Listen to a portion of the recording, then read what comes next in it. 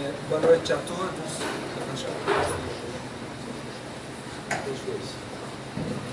Boa noite a todos. Nós vamos dar continuidade ao estudo do Evangelho segundo o Espiritismo e na possibilidade hoje da doutora Marlene. E começamos a semana passada o capítulo 2. Meu reino não é deste mundo. E nós temos nas palavras de São João, capítulo 18, versículos 33, 36 e 37. Pilatos, tendo entrado de novo no palácio, e feito vir Jesus à sua presença, perguntou-lhe: És o rei dos judeus? Respondeu-lhe Jesus: Meu reino não é deste mundo. Se o meu reino fosse deste mundo, a minha gente houvera combatido para impedir que eu caísse nas mãos dos judeus. Mas o meu reino ainda não é aqui. Então nós estudamos a partir das palavras de Jesus frente a Pilatos. Nós começamos a estudar: meu reino não é deste mundo. Vimos que Allan Kardec esclarece ao longo dos seus comentários que nós já estamos preparados para o entendimento do Espiritismo, e ele nos diz que o Espiritismo veio completar nesse ponto, como em vários outros, o ensino do Cristo, fazendo quando os homens se mostram maduros bastante para aprender a verdade. Ele diz que nós já estamos maduros para aprender a verdade. E a partir desse ponto, ele vai tecendo os comentários sobre meu reino não é deste mundo. Nos fala sobre a vida futura, nos fala sobre a realeza de Jesus, o que é a realeza frente aos homens e o que é a realeza de Jesus, como se comporta Jesus perante os homens, como nós devemos entender a verdadeira realeza. E ele vai tecendo seus comentários a partir desse ponto. E mais adiante, em ponto de vista, ele tece comentários sobre nossa conduta frente a essa realeza e frente a esse futuro, frente a esse novo mundo. Mas também nós não podemos esquecer que os Espíritos se comunicaram e trouxeram mensagens que nós vimos a semana passada, estamos acompanhando ao longo dos capítulos, Espíritos que se comunicaram em diversas partes da Europa e trouxeram a sua versão, o seu testemunho relativo aos capítulos em que Allan Kardec foi pegando esse Evangelho de Jesus, foi pegando as palavras de Jesus e foi colocando ponto a ponto, foi pontuando dentro do Evangelho segundo o Espiritismo com a comunicação desses Espíritos. E esses Espíritos vêm se comunicando e vêm trazendo o seu testemunho. Espíritos, como nós aprendemos já, Espíritos que vêm ao longo, que se enquadram em diversas escalas diferentes de evolução espiritual, e nos trazem esse testemunho, nos trazem essas observações. Porque é importante do estudo do Evangelho é que nós tenhamos uma visão do mundo, do nosso mundo, e uma visão do mundo espiritual, daquilo que os Espíritos nos trazem, como esses Espíritos entendem o mundo, o nosso mundo terreno, como eles nos trazem esse conhecimento, como eles nos mostram através das suas experiências como é o que acontece no nosso mundo. Porque nós temos uma visão, por exemplo, de realeza, e aqui nós temos uma comunicação de uma rainha, de uma realeza terrestre que está no mundo espiritual, e ela se comunica para nos trazer um testemunho acerca deste ponto da realeza. Como era a realeza dela, dessa rainha na Terra, em Havre, que ela, em 1863, quando ela deu a mensagem, ela já se encontrava no mundo espiritual, e ela nos traz um testemunho de como era a realeza e de como ela se comporta agora, frente à nova vida espiritual. Porque quando nós chegamos no mundo mundo espiritual, um véu se descortina na nossa vida. Nós muito pouco conhecemos, a gente pode estudar, pode ler, pode conhecer o mundo espiritual, pode achar até que conhece profundamente o mundo espiritual, mas cada um tem uma experiência na Terra. Cada um traz um compromisso do mundo espiritual, vem para a Terra, trabalha esse compromisso que é feito no mundo espiritual, e quando retorna, ele tem a verdadeira, a prestação de contas, vamos dizer assim. Como nós podemos observar o André Luiz no livro Nosso Lar. Quando ele chega em nosso lar, quando ele passa pelo umbral, ele tem toda aquela dificuldade que ele descreve no umbral, e quando ele chega em nosso lar, ele passa a visualizar o mundo terreno de uma forma diferente. Ele passa a observar a terra, e aí ele passa a observar e a fazer uma contabilidade dos acertos e dos erros quando passa pela terra.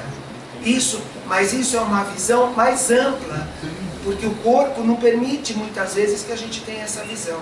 E o perispírito o espírito já liberto do corpo, ele tem uma outra visão, ele tem uma outra sensibilidade. Não sei se vocês lembram daqueles capítulos lá que nós estudamos sobre a mediunidade, onde a doutora Marlene fala no livro que existe uma outra sensibilidade. O perispírito tem uma outra sensibilidade, então ele passa a enxergar em todos os sentidos. Quando ele chega no mundo espiritual, ele passa a enxergar de uma forma diferente. E esse é o caso dessa rainha, dessa comunicação dessa rainha. Nós vimos Jesus já nos alertando há 2000 anos atrás sobre o mundo espiritual.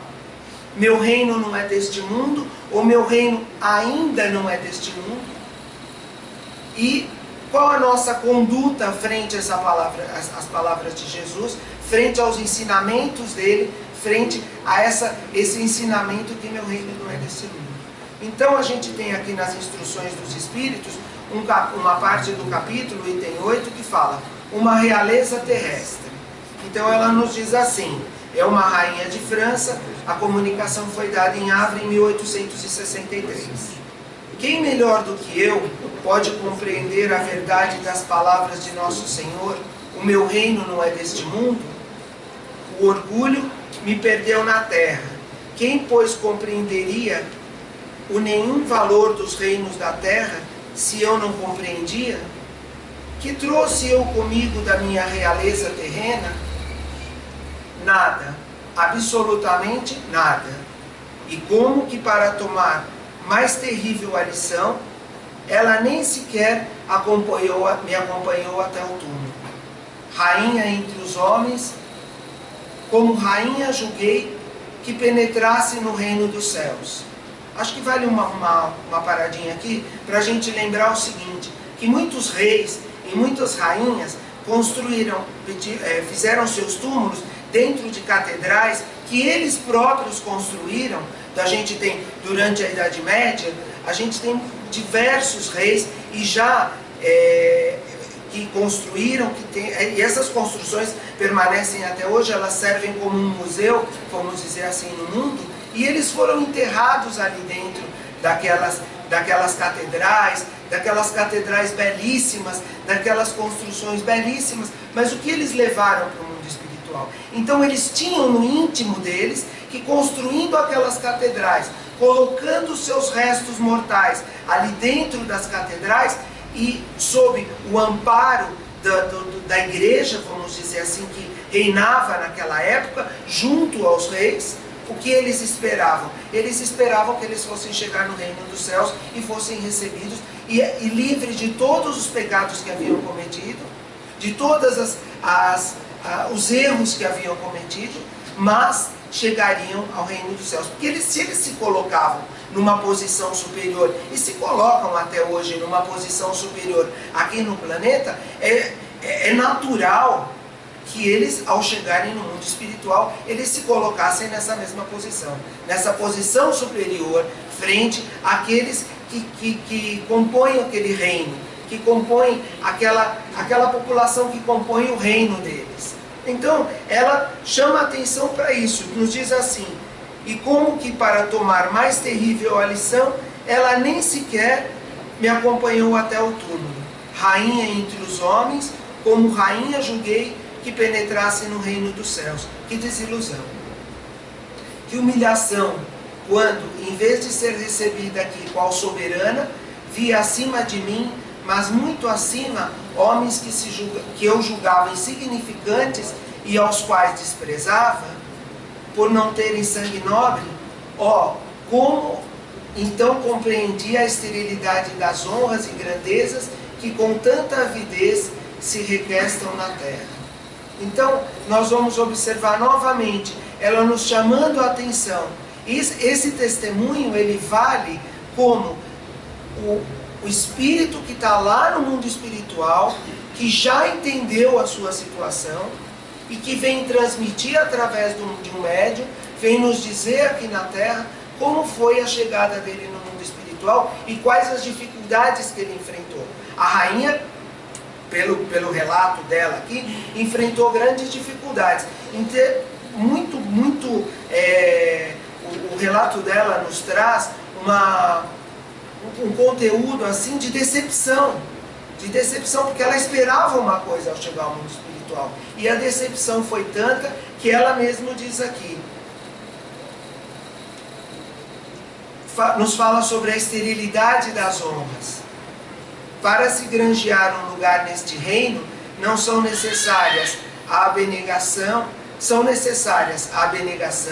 a humildade, a caridade em toda a sua celeste prática, e a benevolência para com todos. Não se vos pergunta o que fostes, nem que posição ocupastes, mas que fizeste, quantas lágrimas enxugastes. Essa é a pergunta. Agora, nós somos perguntados ao entrar no mundo espiritual, vai ter um espírito lá que vai chegar para você e falar assim, meu amigo, você que julgava insignificante as pessoas na terra, o que você fez da sua vida? Como você praticou a benevolência? Como você praticou a humildade? Não. Isso se encontra onde? Dentro de nós mesmos, dentro da nossa consciência. Porque quando Allan Kardec pergunta para os espíritos, aonde está escritas as leis de Deus? E o que os espíritos respondem para ele? Na consciência. Então é na nossa consciência que nós vamos buscar respostas. E a decepção vem da nossa própria consciência. Vem da nossa própria consciência ao chegarmos no mundo espiritual e nos darmos conta que nós achávamos que era uma coisa, que nós achávamos que nós éramos alguma coisa, e nós topamos com uma situação de bastante dificuldade. Uma situação onde nós não somos tanto, mas também nós não somos nada, porque os espíritos, eles aproveitam de qualquer uma da nossa benevolência na Terra. Eles são utilitários, eles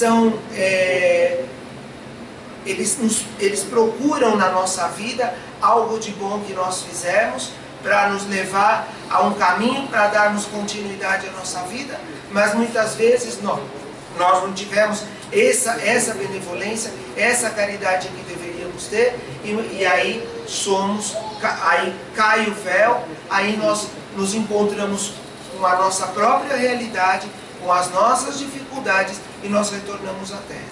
Então, ela chama atenção para isso. Ela nos diz assim, ó Jesus, tu disseste, teu reino não é deste mundo, porque é preciso sofrer para chegar ao céu, de onde os degraus de um trono a ninguém aproximam, e eles só conduzem as veredas mais penosas da vida. Procurai-lhe, pois, o caminho através das urzes e dos espinhos, não por entre as flores. Correm os homens para alcançar os bens terrestres, como se houvessem de guardar para sempre. Aqui, porém, todas as ilusões somem. Cedo se apercebem eles de que apenas apanharam uma sombra e desprezaram os únicos bens reais e duradouros, os únicos que lhe aproveitam a morada celeste, os únicos que lhes podem facultar acesso a esta. Compadecei-vos compadecei-vos dos que não ganharam o reino dos céus. Ajudai-os com as vossas preces, porquanto a prece aproxima do Altíssimo homem. É o traço de união entre o céu e a terra. Não o esqueçais. Uma rainha de França, Havre, 1863. E ela ainda nos chama a atenção, que ela chama a atenção para os bens que nós damos tanto valor aqui na Terra, nos chama a atenção para que bens nós damos valor aqui na Terra. Quais são os bens que nós damos valor?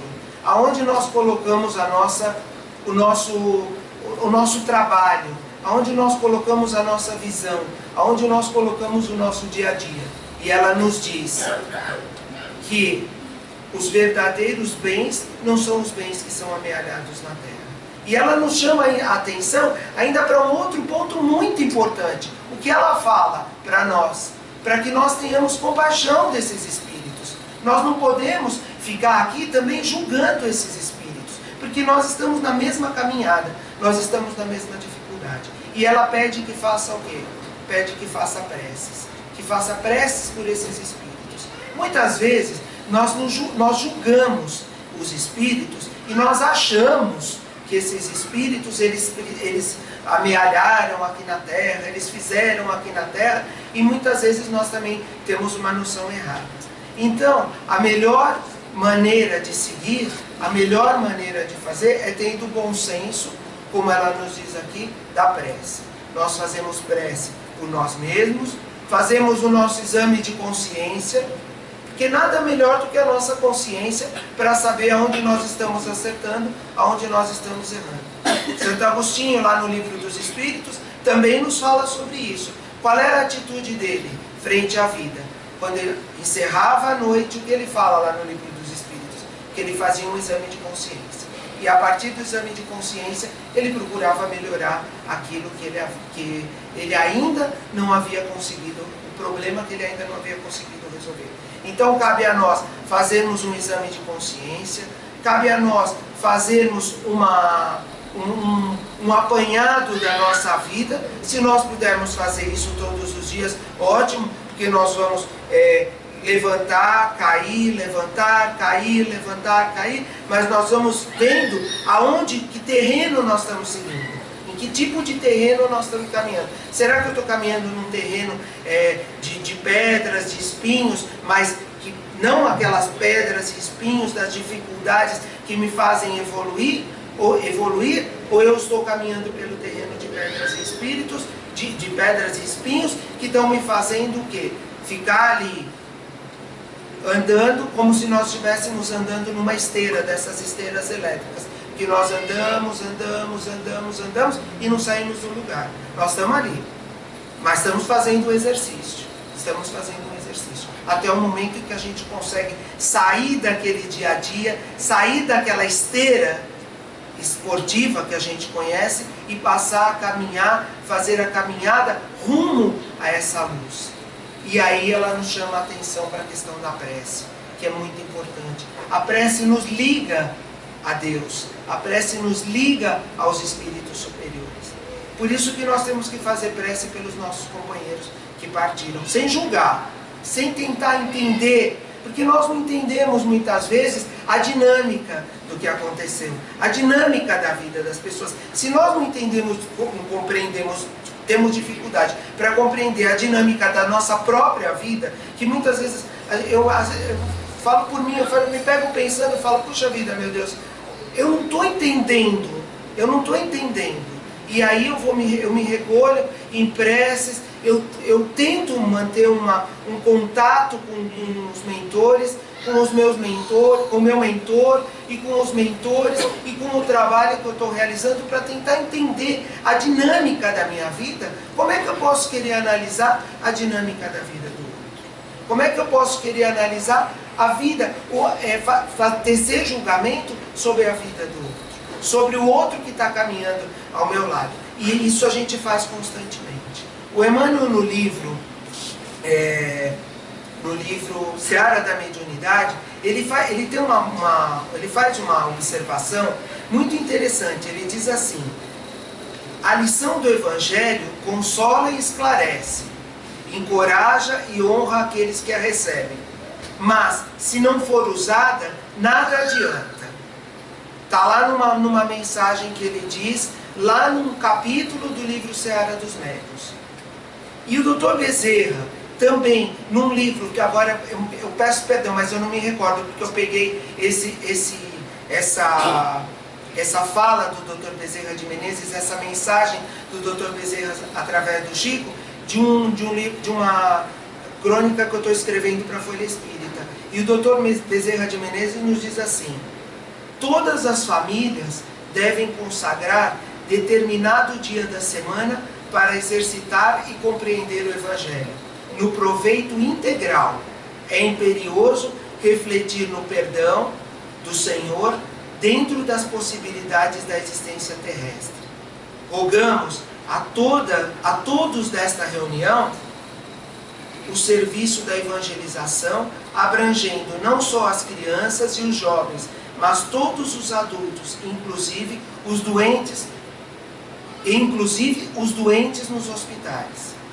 Somente assim poderemos construir pedaço a pedaço a paz e o amor ao semelhante, a verdade e o bem, o perdão e a luz, para entrarmos em nossa vida no bendito reino de Jesus. Bezerra de Menezes, através da mensagem do Chico. Então, o que o Emmanuel nos esclarece aqui? Que a religião, e o Dr. Bezerra nos esclarece também, que a religião e que o ensinamento é movimento, não é estático.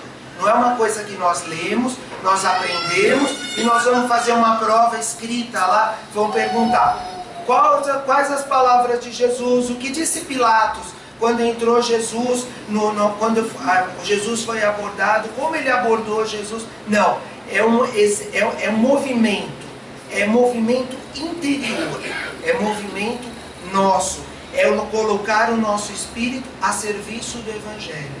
Ele não fala, o Emmanuel não fala, e nenhum espírito, e nem Jesus em todo o seu Evangelho nos fala que nós devemos aprender.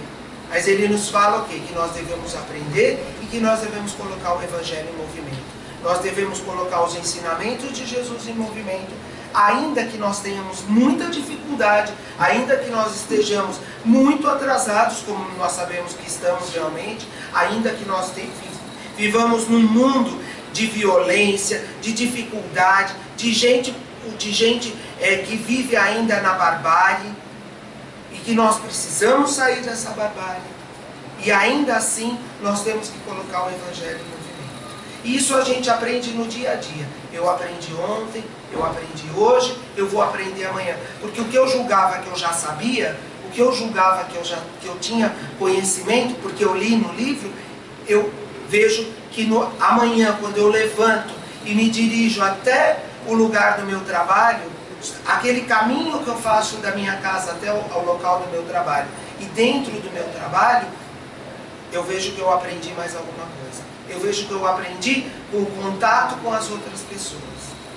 E é interessante que ele nos fala isso, e ele nos traz, e ele não convoca só as crianças, ou os jovens, ou os adultos, não, ele convoca todos.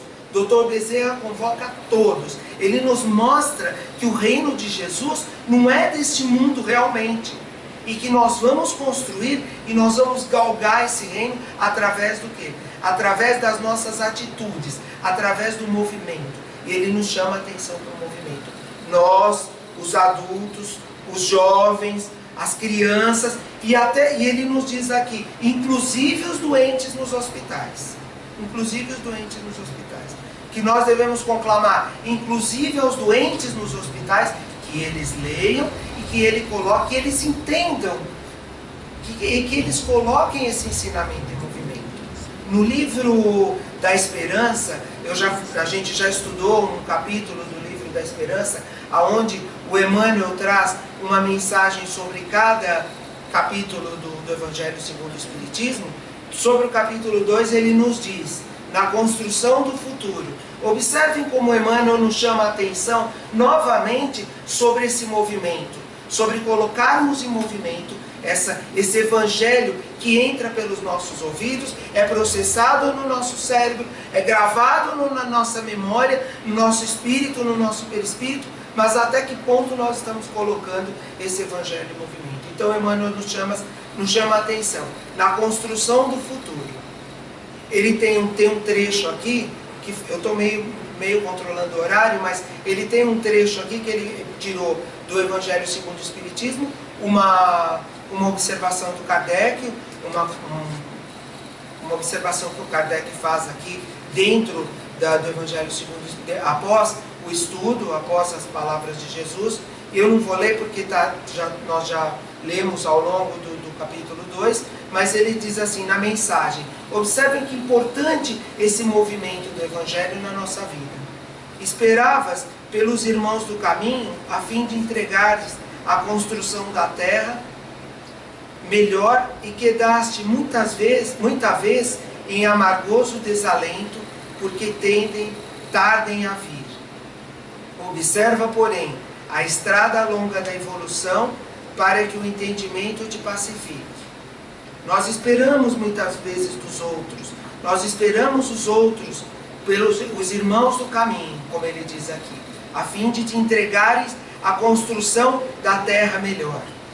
O que nós estamos esperando? Nós estamos esperando os outros.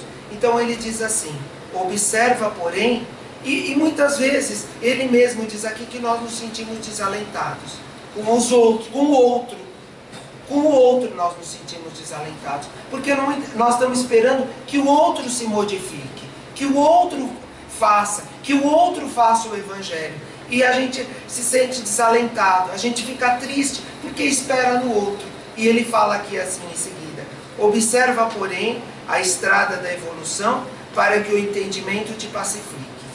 Milhares deles são corações de pensamento verde que te rogam apoio, e outros muitos seguem a trilha adiante, inibidos por névoas interiores que desconhecem. Repara os que se renderam às lágrimas excessivas. Choram tanto que turvam os olhos, não mais divisando os companheiros infinitamente mais desditosos, a lhes suplicarem auxílio nas vascas da aflição.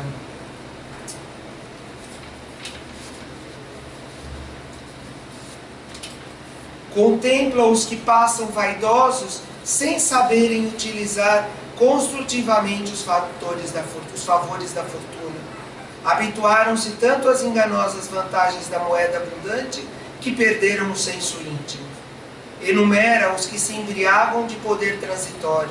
Abusaram tanto da autoridade, que caíram na exaltação da paranoia, sem darem conta disso. Relaciona os que asseveram amar, transformando a afetividade no egoísmo envolvente. Apaixonaram-se tanto por criaturas e coisas, cultivando exigências que deliram positivamente sem perceber. Anota os que avançam hipnotizados pelas dignidades que receberam do mundo. Fascinaram-se tantos pelas honras exteriores, que olvidaram os semelhantes a quem lhes compete o dever de servir. Nenhum deles atrasou por maldade. Foram vítimas da ilusão que frequentemente se agiganta qual imenso nevoeiro na periferia da vida, mas regressarão depois à verdade triunfante para atenderem às tarefas que realizam. Para todos eles que ainda não conseguiram chegar à grande renovação, é compreensível o adiantamento do trabalho a fazer. Entretanto, nada nos justificará desânimo ou deserção na obra do Cristo, porque, embora estejamos consideravelmente distantes da sublimação necessária, transportamos conosco o raciocínio lúcido e libertado no sustento da fé. Então, Emmanuel nos chama também a atenção como a rainha, para aqueles que nós esperamos que nos acompanhem, nos chama a atenção para nós que nos encontramos muitas vezes dentro desses exemplos que ele vai dando, no exemplo do poder, no exemplo dos bens, daquele que amealha bens, no exemplo daquele que sofre, que chora e que as lágrimas turvam os olhos dele, e ele não pode nem verificar o que está acontecendo quando tem alguém ali do lado tentando ajudar, quando tem alguém tentando socorrer. Ele se entrega tanto ao sofrimento que ele não consegue sair. E nós, muitas vezes, ainda desconhecendo realmente a vida do outro, desconhecendo, nós julgamos. E o Emmanuel nos chama a atenção para isso. O que ele nos fala? Ele fala assim, não, nós vamos sair e vamos julgar. Olha, aquele lá, ó, tá vendo? Aquele lá só pensa em guardar dinheiro. Tá vendo? Aquele lá só pensa no poder. Olha o poder que ele tem. Olha lá a paranoia que ele está vivendo. Olha... Não. O que ele fala? Que nós temos que compreender e nós temos, na medida do possível, ensinar aquilo que nós podemos, aquilo que nós sabemos também. Sem julgar. E seguir em frente. Por quê? Porque essas mesmas pessoas, elas vão ter a oportunidade de resgatar esses mesmos erros. Quando a gente lê esse capítulo, quando a gente lê essa mensagem do Emmanuel, nós nos lembramos muitas vezes dentro das nossas próprias casas. É lá que se encontram também as dificuldades, dentro do nosso lar. Vamos nos reportar agora para dentro da nossa casa. Depois, aí nós abrimos o nosso universo. Aí nós fazemos o seguinte, a gente abre o universo para a nossa casa, para o nosso local de trabalho, para aqueles que nós convivemos dentro do grupo espírita, mas vamos nos reportar à nossa própria casa. A pessoa está ali dentro, muitas vezes junto a nós, pedindo socorro, está pedindo socorro para nós. E nós, que frequentamos o centro espírita, que frequentamos que sabemos, que lemos o Evangelho, que sabemos o Evangelho de cor, que sabemos o livro dos Espíritos de cor, e todas as mensagens do Emmanuel, do André Luiz, do Dr. Bezerra de Menezes, tudo, e não estamos acudindo àquele que está ali dentro da nossa casa pedindo socorro, que está chorando. E muitas vezes nós julgamos o quê? Que ele está sendo impertinente, que ele está sendo rancoroso, porque nós julgamos, porque nós achamos que achamos. Essa é a verdade. Que nós achamos que o outro pensa, que o outro pensa, e muitas vezes nós estamos vivendo uma paranoia. E como é que nós vamos querer construir o reino, esse reino que Jesus fala? Se nós não olharmos para dentro de nós não modificarmos nós próprios. Nós temos que modificar nós próprios. Que o Emmanuel nos chama a atenção. Quando eu li essa mensagem, eu entendi. Eu entendi uma parte da mensagem, porque com certeza eu vou pegar essa mensagem e vou ler mais 100 vezes, e dali eu ainda vou tirar mais 100 ensinamentos, 1000 ensinamentos, milhões de vezes que eu leio essa mensagem, eu ainda vou tirar milhões de ensinamentos, mas eu observei, e eu entendi uma palavra, e eu ouvi, e eu li o Evangelho, e eu entendi uma palavra, e eu vi as observações de Allan Kardec, e eu vi as observações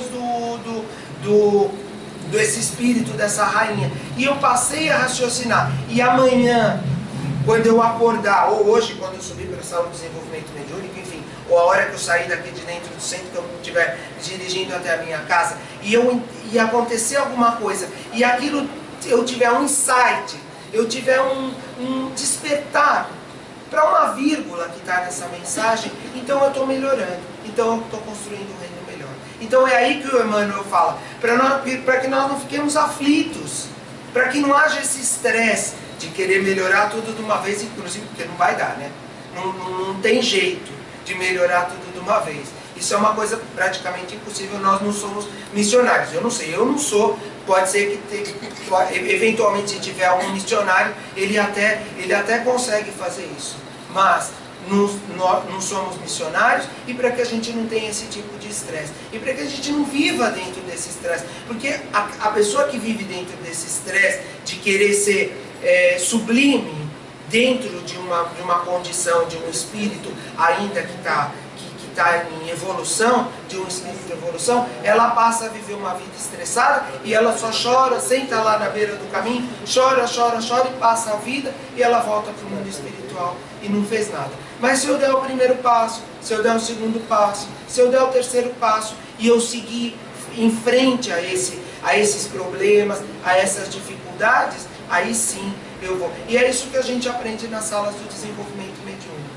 Quem frequenta as salas do desenvolvimento mediúnico, as salas de desobsessão, quem é médium que dá passividade, quem é médium doutrinador, que é um médium esclarecedor, ou médium passista, aquele que está fazendo a vibração, está recebendo constantemente dentro da sala, como num hospital, como num pronto-socorro. Eu não sou médico, eu sou professor de informática, mas deixar claro que eu estou falando como dentro de um pronto-socorro, que você recebe ali aquela pessoa que está em choque, e você precisa tirar a pessoa do choque, para ela poder, ela ajudar também, muitas vezes ela ajudar também, para que haja a modificação, para que ela haja, o médico possa atuar ali dentro, porque eu posso não ser médico, mas eu já fui doente, e eu já fui para um pronto-socorro, e eu sei como é. E já fui também para esse pronto-socorro naquela situação difícil.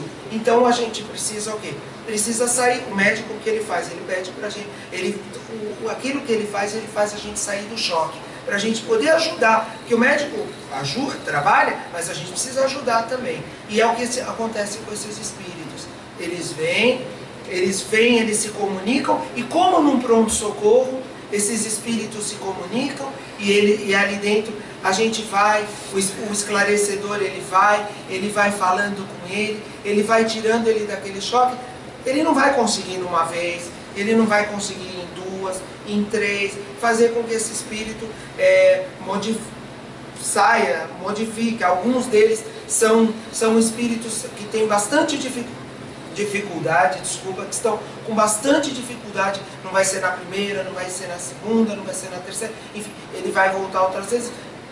Oxalá nós, quando chegarmos no mundo espiritual, possamos ser atendidos num pronto-socorro desses, num pronto-socorro onde a gente tem dentro de um centro espírita, e que venha alguém conversar conosco e que a gente saia dessa crise, dessa passagem, dessa crise da morte, dessa chegada no mundo espiritual. E a gente possa compreender e a gente possa entender. E esse espírito ele vai, até que ele sai dessa crise, até que ele passa a construir o reino que Jesus fala. Que o reino de Jesus, ele é construído dentro de nós. Ele é construído dentro de nós. Ele vai sendo construído aos poucos dentro de nós, para que a gente possa construir o reino de Jesus na terra. Então, é interessante, é bom pegar esse capítulo, ler a mensagem da rainha novamente, ler a mensagem do Emmanuel no livro da Esperança e verificar o quê? Verificar onde a gente pode fazer esse exame de consciência, sem julgar o outro, sem julgar aquele que segue no caminho conosco, mas acompanhando, podendo ajudar. E muitas vezes nós saímos também dessa crise, saímos dessas dificuldades, que nós nos comprometemos muitas vezes no mundo espiritual, e em inúmeras existências que nós passamos, e que nós trazemos dentro de nós uma sabedoria, que todos nós temos uma sabedoria dentro de nós. Não é sabedoria dos livros, não. Que essa sabedoria a gente vai amealhando ao longo da vida e ao longo das existências, lendo, estudando, frequentando os bancos escolares. Mas é a sabedoria da vida, é a sabedoria da experiência que nós temos no dia a dia. E cada dia nos traz sabedoria. E essa sabedoria nós podemos dividir com o outro, com aquele que passa dificuldade. Como nós fazemos no trabalho que é realizado às segundas-feiras, às 19 horas aqui na sala aqui em cima, que se chama terapia comunitária, onde nós nos reunimos, nós trazemos as pessoas que têm angústias, que sofrem, que estão passando por dificuldades, sentamos todos numa mesa, e aí a pessoa fala das dificuldades dela, nós ouvimos, e sempre alguém que passou pela mesma dificuldade, por um momento de dificuldade, o que essa pessoa faz? Ela dá o testemunho dela. Ela chega e fala, olha, eu passei pela mesma dificuldade, resolvi o problema assim. Ele não vai lá para receber conselho, nem para ficar ouvindo a gente falar, ai, coitado, olha, você faça isso, você faça aquilo, você procure isso, você procure aquilo. Não. Eu passei por essa dificuldade e resolvi dessa forma. E dessa forma, eu resolvi o meu problema. E a pessoa assimila ou não aquilo.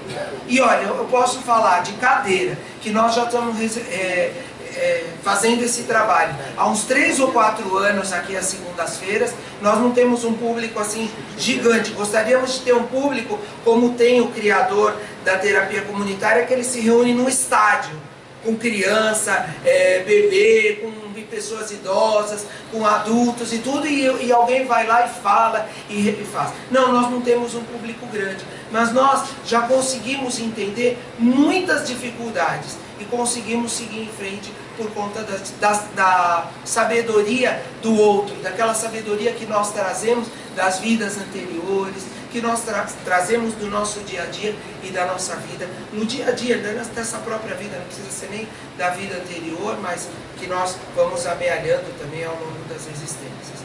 Então vale a pena a gente ler o livro, vale a pena a gente, quem quiser conhecer o trabalho da terapia comunitária, às segundas-feiras, às 19 horas, nós começamos aqui às 19 horas, vale a pena conhecer, vale a pena trazer aí. Quem puder trazer experiência, e quem estiver angustiado, quem estiver com dificuldade, enfim, aqueles que estão com as lágrimas, como diz o Emmanuel, ao longo do caminho, turvando a vista deles. Se alguém quiser fazer alguma observação, se alguém quiser fazer alguma pergunta, se eu souber responder, senão nós podemos passar para outra parte dos trabalhos.